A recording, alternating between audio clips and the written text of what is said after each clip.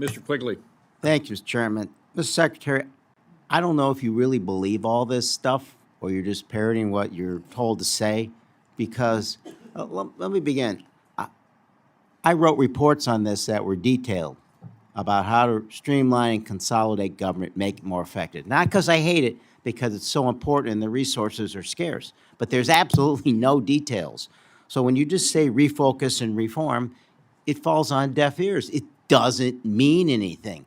You can talk about compassion, but no reform measures are going to be able to allow us to cut HUD by 50% and not have our most vulnerable people, seniors, kids, people with HIV/AIDS on the street.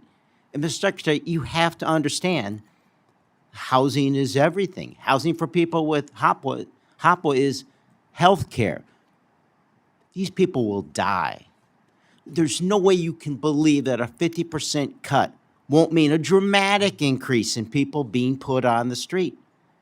So just, you can say what you want, but it's when you cut the programs like PRO, which is designed to remove regulations, something you seem to be focused on, that are stopping localities from building more housing. It's just, it defies credibility. So if you just want to say, we got to cut these things because it's our plan, I'd respect you a lot more than telling us that you care about people as you put them on the street. So let's just talk about HOPWA for a second. It zeroes out HOPWA and says they currently can receive emergency short-term and medium-term assistance through emergency grants program. But 64% of the people on HOPWA are not short-term folks.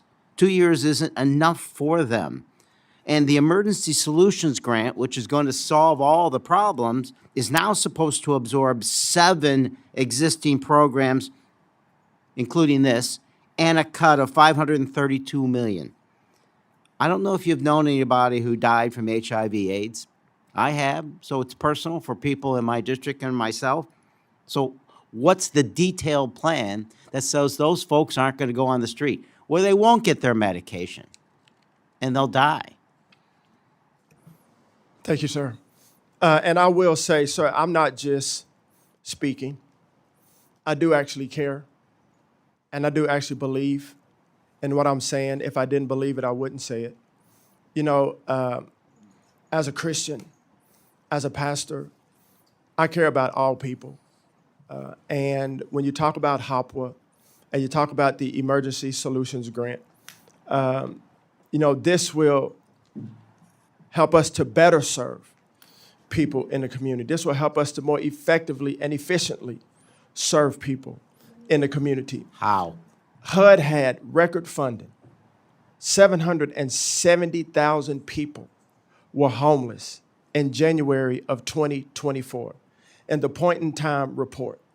On one single night, January 2024, 770,000 people were homeless. And so when I say refocus, I really mean to refocus, because that's unacceptable.